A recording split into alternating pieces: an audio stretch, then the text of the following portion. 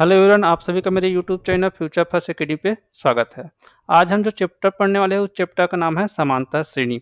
हमारे जो वर्ग 2 का टीचर भर्ती होने वाला है उसमें जो सिलेबस आया है उसमें आप देखोगे तो एक इकाई है बीजगणित।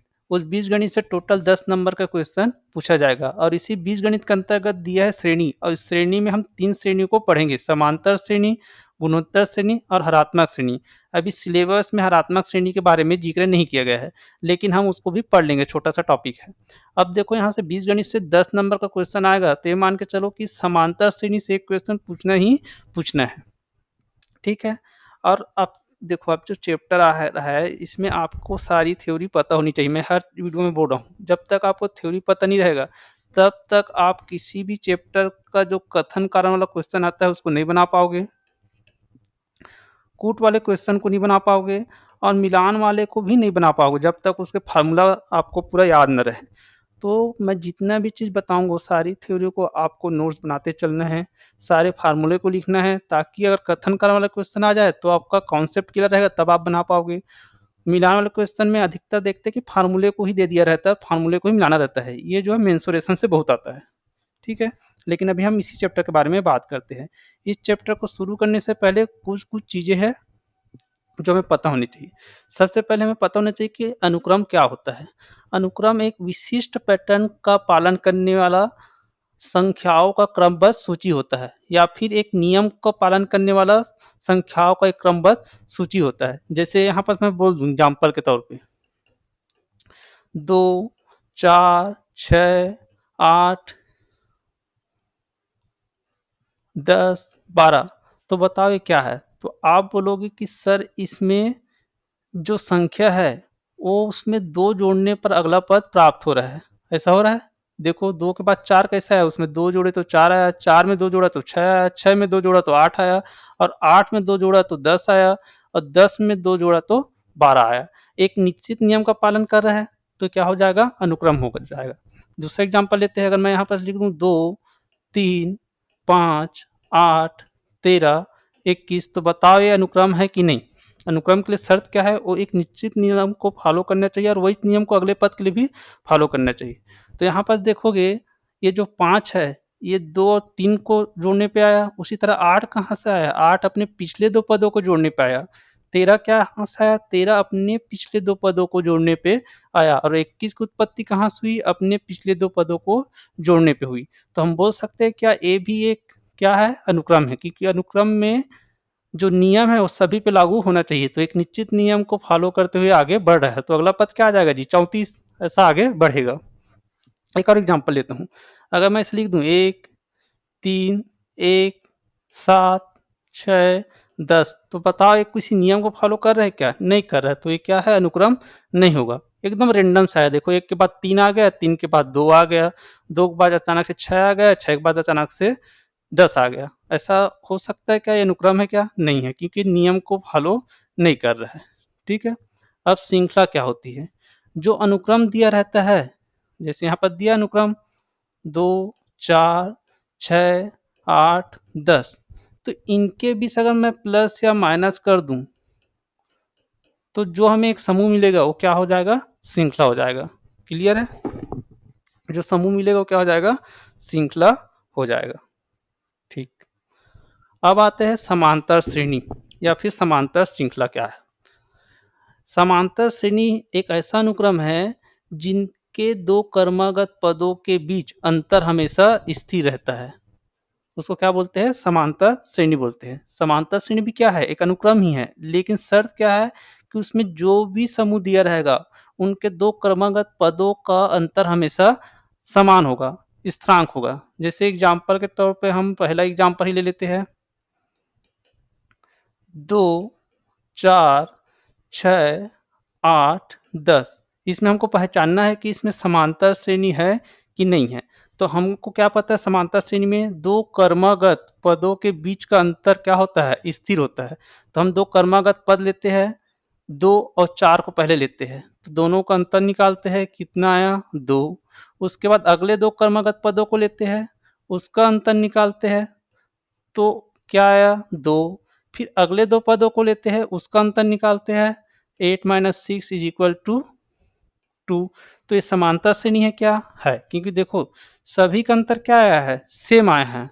अगर सेम नहीं आता तो समांतर श्रेणी में नहीं होती। अगर उन दोनों क्रमागत पदों का अंतर हमेशा सेम आ रहा है, सभी का क्रमागत पद निकालना, क्रमागत पद मतलब एक के बाद एक, तो पहले और दूसरे पद का निकाले तो उसका अंतर कितना आया? 2।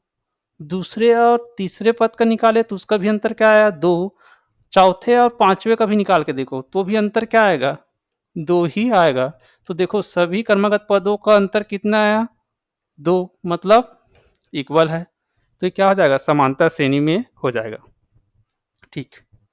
अब टाइप वाइज क्वेश्चन को देखते हैं। अगर मैं बात करूं कि चैप्टर से टोटल कितने टाइप के क्वेश्चन बनते हैं, तो समांतर श्रेणी से जितने भी क्वेश्चन पूछते हैं उसको हम 11 टाइप में डिवाइड कर सकते हैं। लेकिन आज की वीडियो में हम पूरे 11 टाइप को कवर नहीं कर पाएंगे, तो आज की वीडियो में हम सिर्फ 3 टाइप के क्वेश्चन को देखेंगे। सबसे पहले टाइप में देखेंगे हम कि कोई श्रेणी दे दिया रहता है, उसमें हमको पहचानना रहता है कि इसका सर्वांतर कौन सा है या फिर वो समांतर श्रेणी में है या नहीं। एपी का मतलब भी समांतर श्रेणी में होगा, कंफ्यूज नहीं होना है ना। एपी लिख दिया मतलब अर्थमेटिक प्रोग्रेशन, तो उसको हम मानते हैं समांतर श्रेणी। ठीक। फिर टाइप 2 में देखेंगे एनवा पद ज्ञात करना। टाइप 3 में सीखेंगे हम पदों की संख्या ज्ञात करना। टोटल 11 टाइप के क्वेश्चन इसमें पूछे जाते हैं, लेकिन आज हम सिर्फ 3 टाइप के क्वेश्चनों को ही देखेंगे। ठीक। ये तो जो मैं थ्योरी बताया वही है, आप इसको देख लिए रहो। अब क्वेश्चन को सॉल्व करने से पहले मैं कुछ फार्मूला लिखा रहा हूं जो आपको पता होना चाहिए। सबसे पहले समांतर श्रेणी का एनवा पद निकालने का फार्मूला। सबसे पहले ये जान लो कि समांतर श्रेणी का जनरल फॉर्म क्या होता है? व्यापक रूप। व्यापक रूप किसका? समांतर श्रेणी का। याद रखने पूछ सकता है आपको सही जोड़ी वाले में या निम्नलिखित में से कौन सा कथन सही है उसमें। तो व्यापक समीकरण, समांतर श्रेणी का व्यापक समीकरण क्या होता है या फिर व्यापक रूप क्या होता है? तो हमेशा रहेगा वो a plus d, a plus 2d, ऐसा करते करते हो जाएगा a plus N minus one into d. व्यापक रूप यही रहता है। समांतर श्रेणी का व्यापक रूप कौन सा होगा? A plus d, a plus 2d, ऐसा चलते चलते a plus N minus d तक होगा। ठीक है। उसके बाद समांतर श्रेणी का एनवा पद, समांतर श्रेणी का एनवा पद, तो इसको हम हमेशा ए एन या फिर टी एन से रिप्रेजेंट करेंगे। A N is equal to हो जाएगा A plus N minus one into D, जहां पास ए बराबर क्या है? प्रथम पद है, एन बराबर क्या है? पदों की संख्या है, और डी बराबर क्या है? सर्वांतर है। और सर्वांतर कैसे निकालते हैं आगे हम सीखेंगे। ठीक है। डी क्या है? सर्वांतर है। चलो सर्वांतर निकालना भी सिखा देता हूँ। सर्वांतर कैसे निकालते हैं? मान लो जाए कोई श्रेणी है 2, 4, 6, 8। ठीक है, इसको सर्वांतर निकालना रहेगा तो डी बराबर हमेशा क्या होता है? A2 minus A1 is equal to A3 minus A2 is equal to A4 minus A3। मतलब दो संख्या, किसी भी समांतर श्रेणी के दो पदों को लेना, उसका अंतर निकालना। अंतर भी कैसे निकालोगे? पिछले वाले पद से, सॉरी, दूसरे पद से पहले पद को हटाओगे या फिर तीसरे पद से दूसरे पद को हटाओगे, मतलब उसके आगे वाले पद को उसके पिछले वाले पद से घटाते जाना है। तो जो अंतर निकलेगा वही क्या हो जाएगा? उसका सर्वांतर हो जाएगा। लेकिन शर्त क्या है? दूसरे पद को हमेशा पहले पद से घटाना है। ऐसा नहीं कि अंतर निकालने के लिए पहले पद को दूसरे पद से घटाओगे, ऐसा नहीं। दूसरे पद को उसके पहले वाले पद से घटाते जाना है, तब हमको सर्वांतर मिल जाएगा। तो यहाँ पर सर्वांतर कैसे नहीं निकलेगा? डी बराबर क्या हो जाएगा? A2। तो A2 की वैल्यू कितनी? मतलब दूसरे पद की वैल्यू। A3 बोलो मतलब तीसरे पद, A4 बोलो मतलब चौथे पद। तो A2 कितना है? 4, A1 कितना है? 2। उसी तरह A3 में भी जाओगे तो A3 की वैल्यू है 6, A2 की वैल्यू है 4, और ऐसा आगे बढ़ते जाओगे। लेकिन हमको आगे बढ़ने की जरूरत नहीं है। अगर कोई बोल दिया कि ये समांतर श्रेणी में है तो हमको इधर वाले को नहीं देखना है, हमको सिर्फ 2 पद लेना है और दूसरे पद को पहले पद से घटा देना है। जो आएगा वही क्या हो जाएगा? उसका सर्वांतर हो जाएगा। तो समझ में आ गया सर्वांतर कहाँ से आया? मैंने आपको बता दिया, उसको नोट कर लीजिए। क्लियर है? चलिए अब इसी में और हो जाएगा बी, समांतर श्रेणी का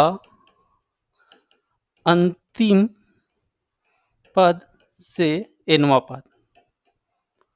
ये जो पूछा है समांतर श्रेणी का nवां पद, तो हम इसको सामने तरफ से बता रहे हैं, मतलब इस साइड से nवां पद।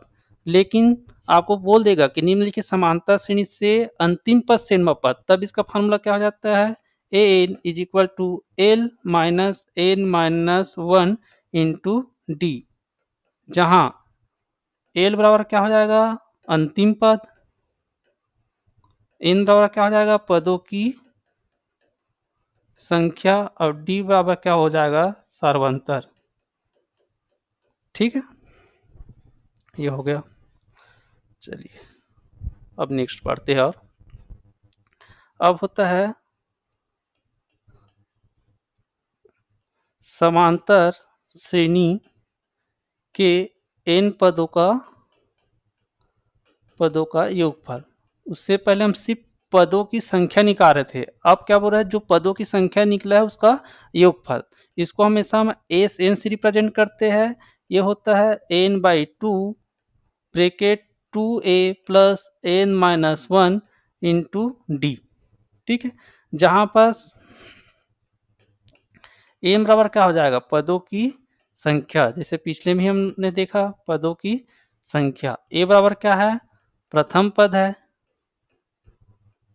और क्या दिया है, डी बराबर क्या होता है, सर्वांतर। ये तो हमने अभी देखा ना, सेम वही है, लेकिन फार्मूला को याद रखना है कि इन पदों की योगफल बराबर क्या हो जाएगा, n by two, 2a plus n minus one into D.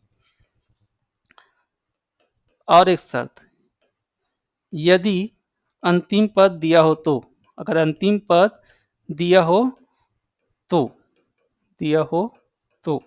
पदों का योगफल बराबर क्या हो जाएगा, ए से इज इक्वल टू हो जाएगा n minus two L plus A, यानी कि एल बराबर क्या हो जाएगा यहाँ पास, अंतिम पद। ये फार्मूला को याद रखना आप, एल बराबर क्या हो जाएगा, अंतिम पद, ए बराबर क्या हो जाएगा, प्रथम पद। बस ये चार फार्मूले को याद रखना, आपको पूरा समांतर श्रेणी से जितने भी क्वेश्चन आएंगे वो सारी चीजें बन जाएगी। चलिए अब टाइप वाइज क्वेश्चन को देखते हैं। पहला क्वेश्चन पूछ रहा है, अनुक्रम 2 5 बाई टू 3 7 बाई टू का सर्वांतर क्या होगा, सर्वांतर क्या होगा। तो हमने सर्वांतर का फार्मूला देखा है, a2 माइनस a1 या फिर a3 माइनस a2 या फिर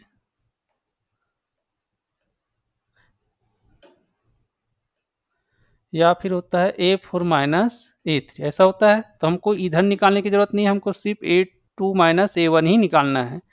तो हमको दिया a2 मतलब ये होता है a1 a2 a3 a4, ये पदों का रिप्रेजेंट करने का तरीका है। लेकिन यहाँ पास a1 की वैल्यू कितना दिया है, 2 दिया है, और a2 की वैल्यू कितना दिया है, 5 बाई टू। तो a2 कितना दिया है, 5 बाई टू, a1 की वैल्यू कितनी है, 2। ऐसा कर सकते हैं। तो d इज इक्वल टू कितना हो जाएगा जी, यहाँ पास कुछ नहीं तो 1 ले लें। अब इसको सिंप्लीफाई करेंगे तो कितना हो जाएगा, 5 minus 4 upon 2 is equal to कितना हो जाएगा, 1 बाई टू।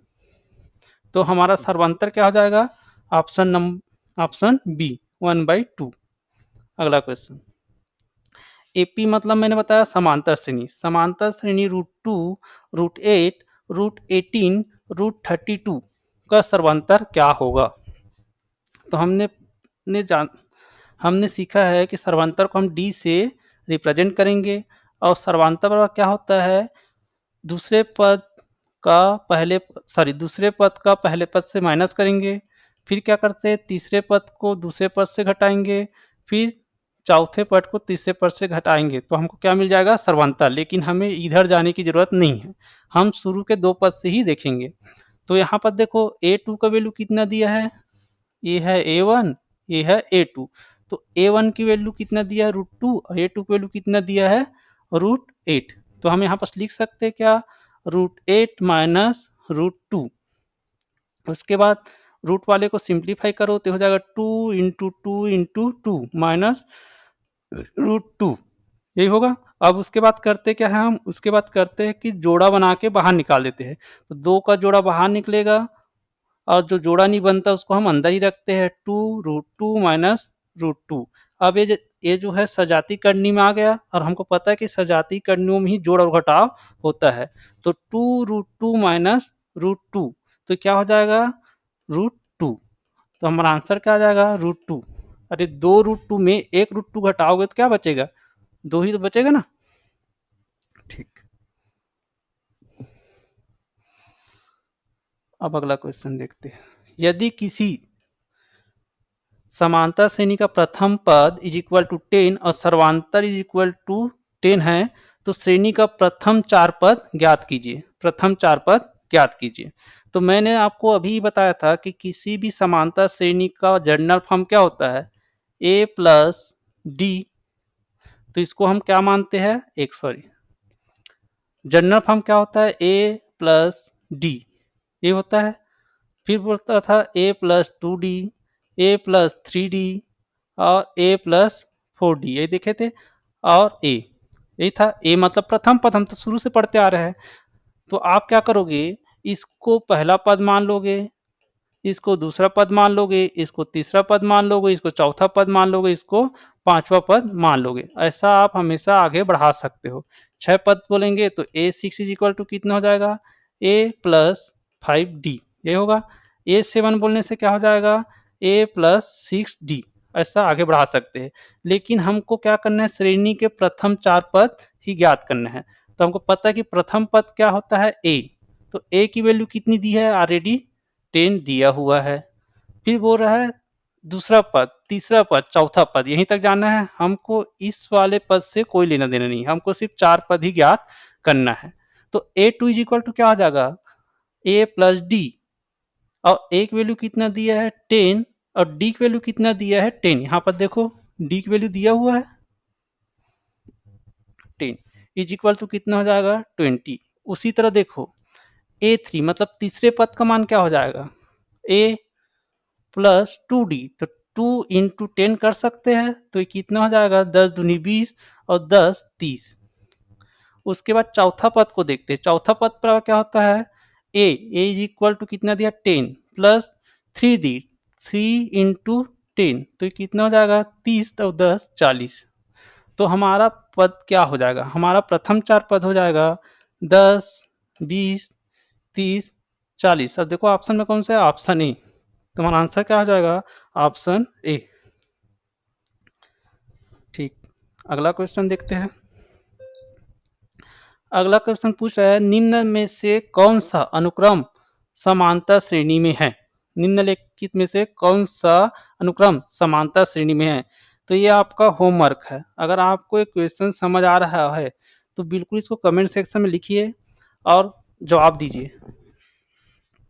अगला क्वेश्चन देखते हैं। देखो अब दूसरे में टाइप के क्वेश्चन में आ गए। अब हम लेवल 2 में आ गए। इसमें आपको nth टर्म पता करना होगा कि nवां पद कौन सा है, ये जानना रहेगा। ठीक है, पदों की संख्या नहीं बोल रहा हूँ, इसमें सिर्फ आपको ये जानना रहेगा कि चौथे पद में कौन सी संख्या है या पांचवें पद में संख्या कौन सी है।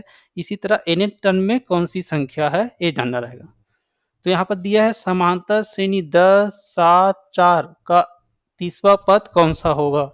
10 7 4 डेश डेश से कितने भी तक जा सकता है संख्या, उसमें से हमको बताना है कि तीसरा पद कौन सा होगा।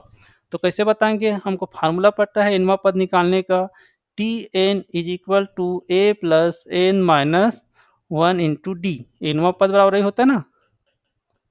nवां पद निकालने का फार्मूला क्या है, T N is equal to A plus N minus 1 into D.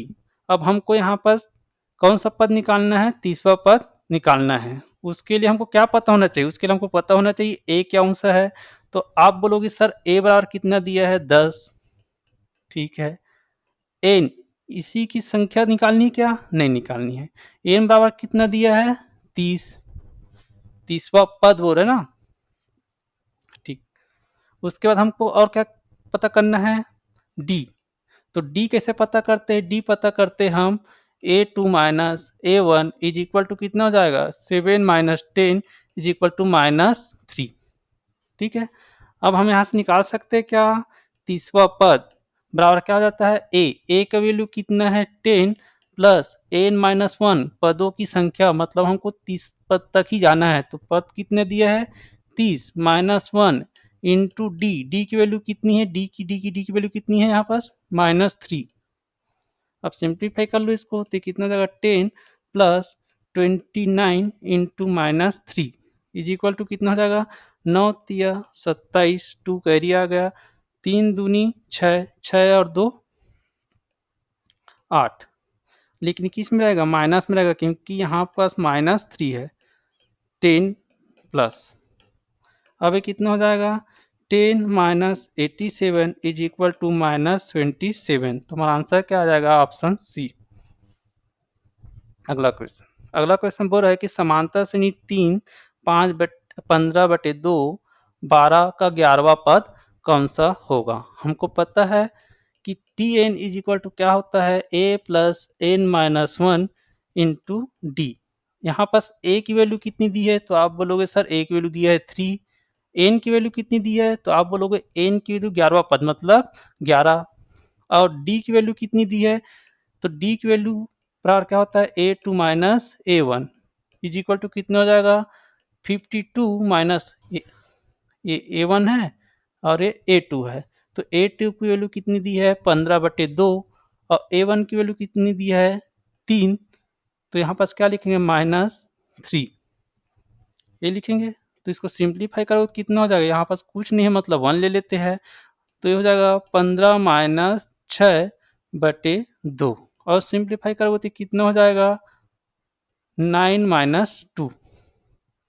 ठीक है, अब सिंप्लीफाई करो, अब हमको ए भी मिल गया, एन भी मिल गया, डी भी मिल गया, तो हम यहाँ पर 11वां पद बता सकते हैं क्या, हाँ, तो फार्मूले में रख देते हैं ए यानी कि 3 प्लस एन मतलब 11 माइनस 1 इंटू डी तो 9/2 यही होगा, और सिंप्लीफाई करो तो कितना हो जाएगा 3 प्लस 10 इंटू 9/2 यही हो गया, और सिंप्लीफाई करो तो हो जाएगा 6 प्लस 90/2, फिर सिंप्लीफाई करोगे कितना हो जाएगा 96/2 और सिंप्लीफाई करोगे तो कितना हो जाएगा 48। यहीं से भी सिंप्लीफाई हो जाता है, लेकिन मैं आपको ऐसे ही बता दिया, आपके प्रेजेंस ऑफ माइंड पे है कि आप कहाँ पर सिंप्लीफाई करना चाहोगे। तो हमारा 11वां पद कौन सा हो जाएगा 18। जैसे जैसे आप इधर चलते जाओगे तो एक पद ऐसा आएगा 11 नंबर का पद जिसकी संख्या क्या होगी 48। एक आध प्रैक्टिकल करके दिखाता हूँ, चलिए इसमें 2, 7, 12 का 10वां पद कौन सा होगा। तो हमने यहाँ पर क्या सीखे हैं t N is equal to A plus N minus one into d. अब ए की वैल्यू आपको पता है 2 दिया है, एन की वैल्यू कितना दिया है 10वां पद बोल रहा है, मतलब एन की वैल्यू क्या हो जाएगा 10 और डी की वैल्यू कितना हो जाएगा, ये है A1 और ये है A2, तो A2 माइनस A1 मतलब 7 माइनस 2 इज इक्वल टू 5। अब सिंप्लीफाई करते हैं टी 10 मतलब 10वां पद ज्ञात करना है, ए की वैल्यू कितना दिया है 2 और एन की वैल्यू कितना दिया है 10 माइनस 1 इंटू डी की वैल्यू कितना दिया है 5, और सिंप्लीफाई करो तो हो जाएगा 2 plus 9 into 5 is equal to 2 plus 45 is equal to 47। तो 10वां पद कौन सा हो जाएगा 47। देखो सर्वांतर क्या आया है 5, 2 के बाद 7 आया, कितने जोड़ने पर 5, 5 फिर जोड़े तो कितना मिला 12, 3 पद हो गया, फिर 5 जोड़ोगे तो कौन सा मिलेगा 17, फिर 23, फिर 28, फिर 33, फिर 38, फिर 43, फिर 48, ऐसा होता जाएगा। यहाँ पास कितना जुड़ा है 5, फिर 5, फिर 5 जोड़ो कितना हो जाएगा 17, फिर 22, फिर 27, फिर 32, फिर 37, फिर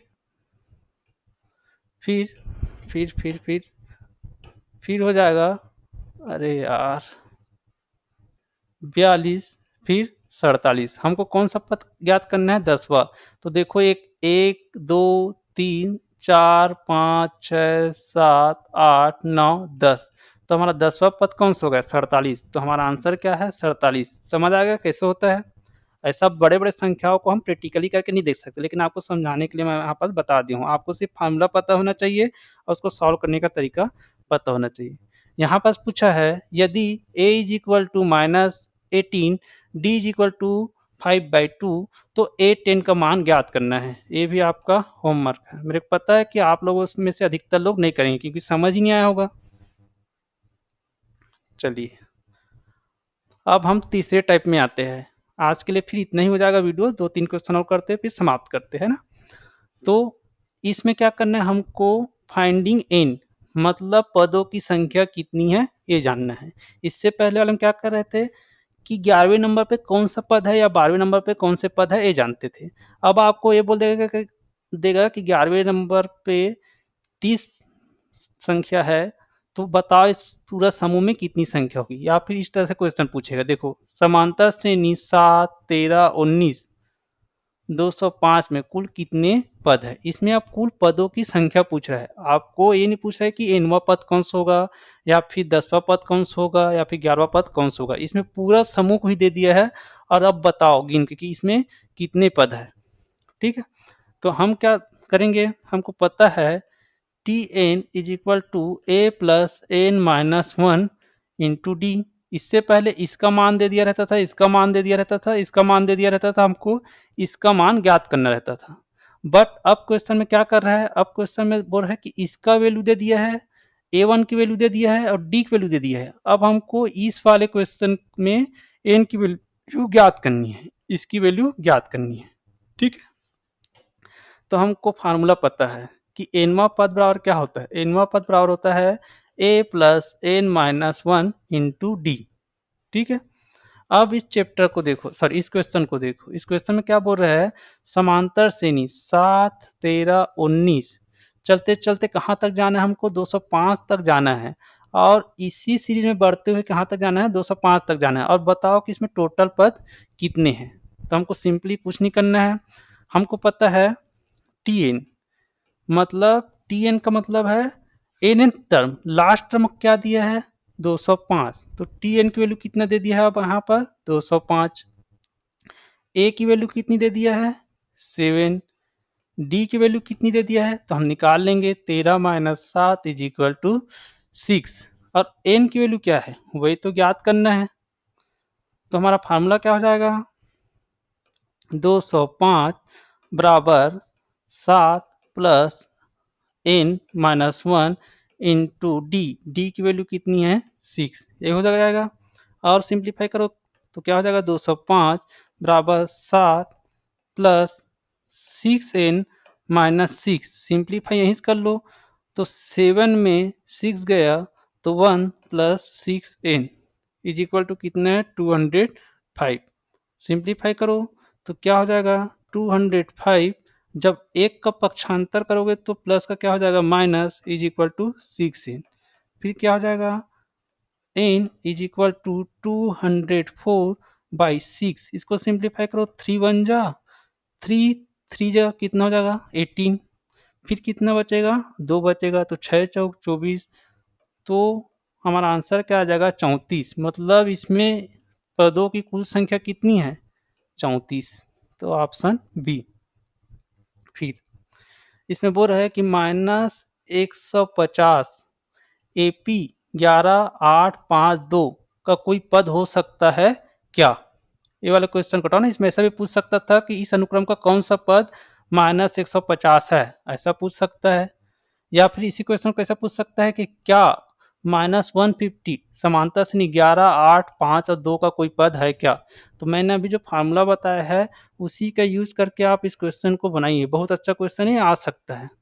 ये मान के चलो आप टीजीटी की तैयारी कर रहे हो तो कुछ ऐसा टाइप का भी क्वेश्चन आएगा तो आपको बनाना पड़ेगा। ऐसा नहीं कि सिंपल सिंपल ही क्वेश्चन पूछ देगा।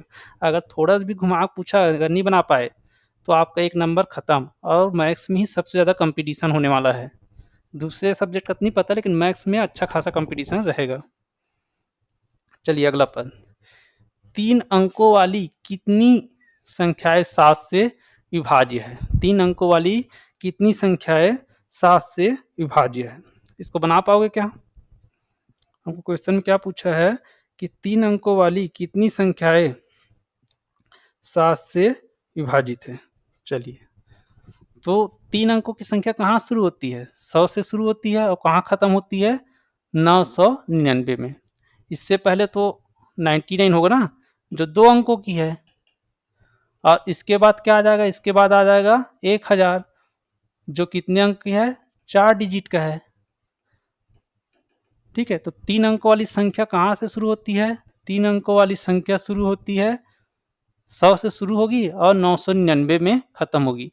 तो 100 जो है 7 से भाज्य है क्या? नहीं है। 101 भी नहीं है। 102 भी 7 से भाज्य नहीं है। 103 भी नहीं है। 104 भी नहीं है।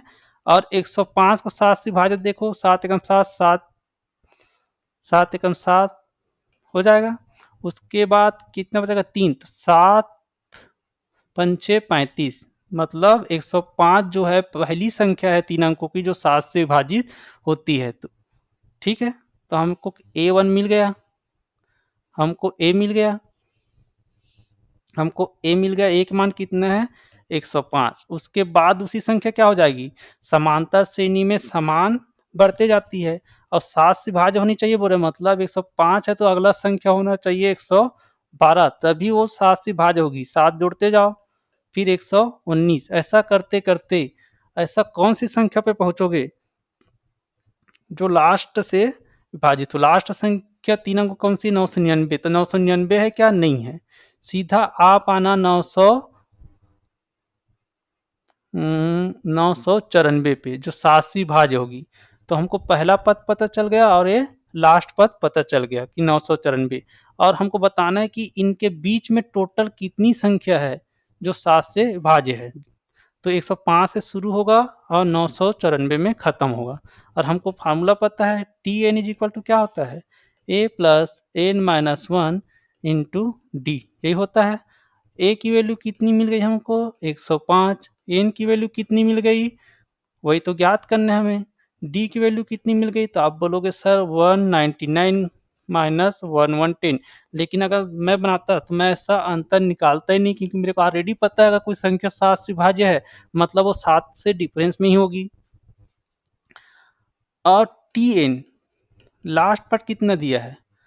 994। लास्ट पार्ट कौन सा दिया है? 994। ठीक है, अब हमको फार्मूले में वैल्यू पुट करते हैं तो हमको क्या मिल जाएगा? हमारा पदों की संख्या मिल जाएगी। तो कितना हो जाएगा? 994 इज इक्वल टू ए, यानी कि 105 प्लस एन, वही तो ज्ञात करना है, इंटू डी। डी की वैल्यू कितनी है? डी की वैल्यू है 7। तो ये कितना हो जाएगा? 994 is equal to 105 plus 7n minus 7, यही है 7n माइनस 7। ठीक, अब क्या करोगे? 994 minus 105 is equal to 7n minus 7, ऐसा हो जाएगा। जब इसको सिंप्लीफाई करोगे तो कितना हो जाएगा? 14 में 5 गया, 9, 8, 8, तो कितना हो जाएगा? 889 इज इक्वल टू 7n। और ये जो माइनस एन है इसको इधर ले आओ, तो ये कितना हो जाएगा? प्लस 7। तो इसको और सिंप्लीफाई करोगे तो कितना हो जाएगा? 9 7 16 का 6 हासिल आया 1, तो ये हो जाएगा 8 9 96/7, ये हो जाएगा। अब इसको और सिंप्लीफाई करो तो कितना हो जाएगा जी? इसको सिंप्लीफाई करोगे 7 एकम 7, 7 एकम 7, 7 दूनी 14, 7 अट्ठे 56, मतलब हमारे पदों की संख्या कितनी हो जाएगी? 128। तो 3 अंकों वाली ऐसी संख्या जो 7 से भाज्य है उनकी संख्या कितनी है? 128। जब आप 105 लेके 994 तक ऐसे गिनते जाओगे कि कितनी संख्या जो 7 से भाज्य है, तो आपको मिलेगा 128। संख्या कितनी हो जाएगी? 128। लास्ट क्वेश्चन, इसे पूछा है समांतर श्रेणी 21 18 15 का कौन सा पद शून्य होगा? अब इसको फटाक से बनाते हैं एग्जाम वाले अप्रोच से। T N is equal to होता है A plus N minus 1 into D, और हमको दिया है टी एन की वैल्यू दिया है 0, ए की वैल्यू कितना दिया है यहाँ पर, ए की वैल्यू दिया है 21 plus N minus 1 into d. D कैसे निकालते हैं, 18 में 21 को माइनस करो तो ये हो जाएगा -3 इज इक्वल टू कितना हो जाएगा 21 प्लस 21 प्लस क्या हो जाएगा -3n प्लस 3, यही होगा। और उसके बाद क्या हो जाएगा 21 में 3 जो कितना हो जाएगा 24 -3n, फिर सिंप्लीफाई करो, 24 को इधर करोगे तो क्या हो जाएगा, पक्षांतर करोगे तो माइनस हो जाएगा, प्लस का माइनस यहाँ पास कितना हो जाएगा 3n, फिर n इज इक्वल टू कितना हो जाएगा -24/-3, सिंप्लीफाई करोगे तो कितना हो जाएगा 8। तो हमारा आंसर कौन सा हो जाएगा, आठवां पद है जो क्या होगा, शून्य होगा। कौन सा पद शून्य होगा पूछ रहा है, तो कौन सा पद शून्य होगा, आठवां पद शून्य होगा। ठीक है, चलिए आज के लिए इतना ही। अब मैंने जितने क्वेश्चन बताए हैं उसको आप घर में प्रैक्टिस कीजिएगा, और आने वाले टाइम में हम अलग अलग टाइप के और क्वेश्चन देखेंगे। हमने 3 टाइप क्वेश्चन देख लिया, बाकी जो 8 टाइप है उसको भी मैं जल्द ही कंप्लीट कराने की कोशिश करूंगा। अगर आपको कोई भी बीजगणित या फिर कोई भी मैथ्स का चैप्टर जो आपको कठिन लग रहा होगा तो कमेंट सेक्शन में जरूर बताइएगा, हम कोशिश करेंगे कि वो चैप्टर को भी लाने की कोशिश करेंगे और अच्छे से समझाने की कोशिश करूंगा। ठीक है, धन्यवाद। मेरे चैनल को एक बार आप लोग लाइक शेयर सब्सक्राइब जरूर कर दीजिएगा, जिससे मैं मोटिवेट होके और वीडियो बना पाऊँ। धन्यवाद।